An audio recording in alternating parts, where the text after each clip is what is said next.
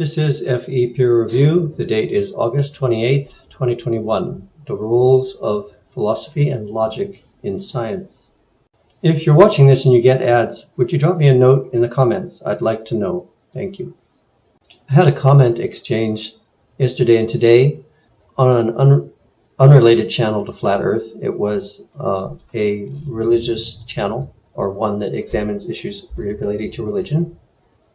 I wrote, "There's nothing to debate until they have brought forward substantial and credible scientific evidence for the existence of an omniscient god or goddess. Until then, there's no point in even discussing, quote, holy books, which purport to be the perfect words of this perfect deity. If the existence of the author is unproven, then the book itself is irrelevant." Somebody by the name of Fast Forward replied with, "Check out the argument from Contingency." I did.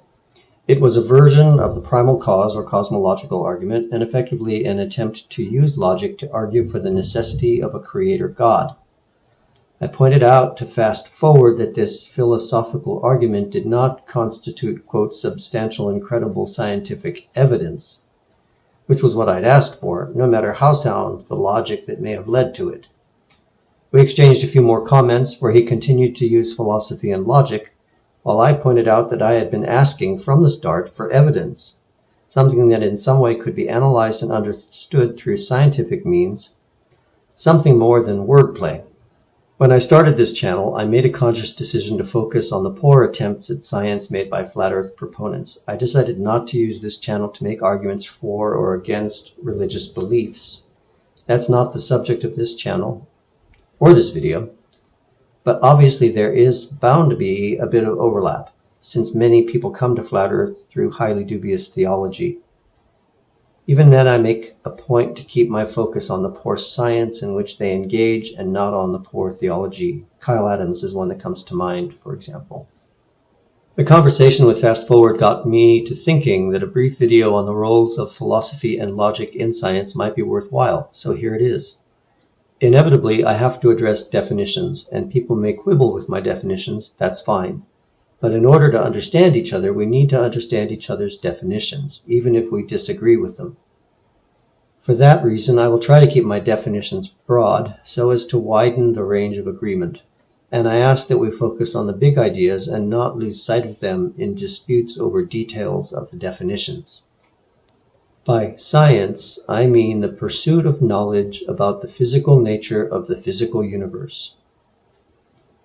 Over the course of time, we have established systems and procedures for various branches of this knowledge, but what it comes down to is our attempts to gain a correct understanding of natural phenomena, completely independent of ourselves and our own perceptions. Since natural phenomena are at the root of our search, physical evidence plays an essential role in that search. Whatever bright ideas we may come up with about how things may work, we do not accept them as established facts until physical evidence confirms them. I'm using logic in a simple sense here. It is the orderly relationship of one idea to the next. Within the context of science, we often use inductive and deductive reasoning to develop ideas about possibilities implied by actual observations. The quality of this reasoning relies heavily on sound logical principles. But just because a possibility may be deduced or induced through sound logic from observations, that does not mean that the possibility is inevitably correct. All it means is that the possibility is worthy of investigation. Proposing a simple definition of philosophy is quite complicated. Philosophia, from the Greek, means love of wisdom. In the Western lineage of philosophy, emerging from ancient Greece and continuing up to the present, the methods of philosophers did not involve the systems and methods of the physical sciences, such things as observation of natural phenomena, measurements of these observations, hypotheses, testing of hypotheses, predictions, and so forth. The primary tool of philosophy has always been logic, but this logic is the logic of deducing or inducing new ideas from previous ideas based on contemporaneous understandings of human nature. Back to Fast Forward and the argument from Contingency for the existence of God. This argument goes back at least as far as Thomas Aquinas and has its roots in Aristotle's idea of an unmoved mover. This argument presents a logical sequence of ideas that lead to a conclusion that a primal cause or unmoved mover is necessary. That logic leads to such a conclusion does not constitute evidence that can be examined through the systems of science. The logic may suggest ideas or even a hypothesis which can then be explored through scientific means, but in itself it is not evidence. This is the main idea I'm trying to formulate here, the idea that a conclusion drawn from logic, even sound logic, is not in itself evidence. It may lead us to look for evidence in nature, and what we find may even support that original idea, but the idea itself is not evidence. As a counterexample, I'd like to relate the story of the discovery of Neptune, which many of you probably already know. The French astronomer Le Verrier noticed anomalies in the orbital behavior of Uranus.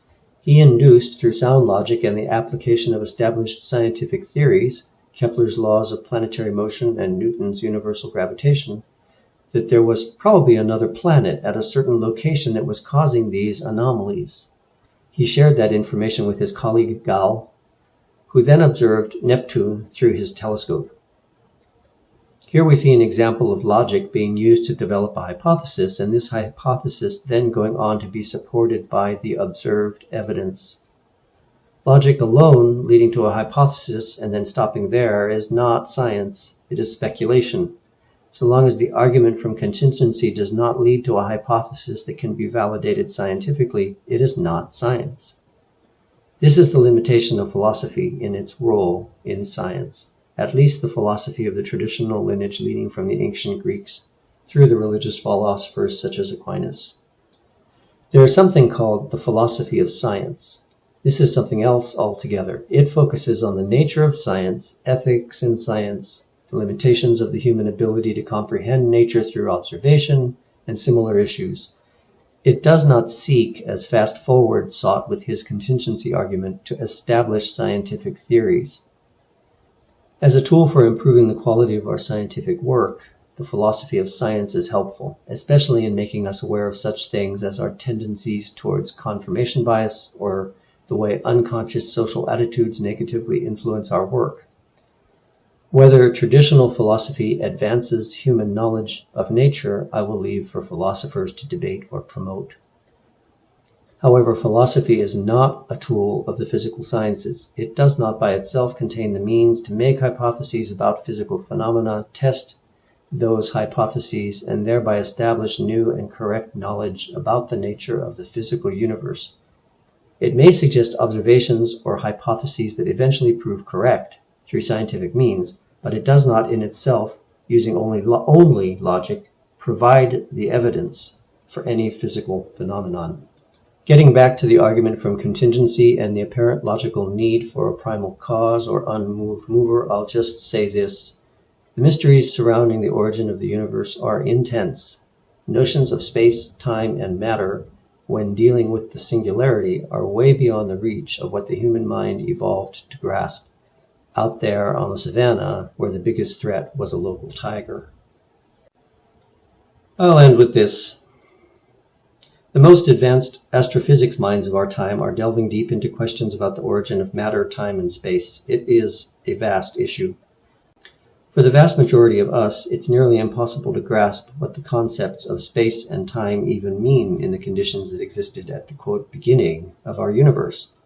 There is plenty to suggest there wasn't even a beginning, that matter, space, and time are in a cyclical pattern, with each iteration of the cycle having its own physical laws based on the incidence of the earliest instance of that cycle.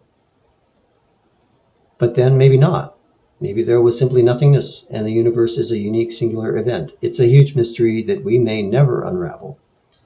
This is way beyond the comfort of nice, easy-to-grasp, cause-effect relationships of the kind we humans are so adept at recognizing. But we hate living with the anxiety of the uncertainty of unanswered questions. So we insist on creating stories for the creation of the universe using the same cause-effect mentality that served us well to avoid being eaten by tigers on the savannah. Our minds did not evolve to understand things like the nature of space and time in the singularity. which may have been existence before this universe. It's so much easier to fall back on Aquinas, but that doesn't make it right.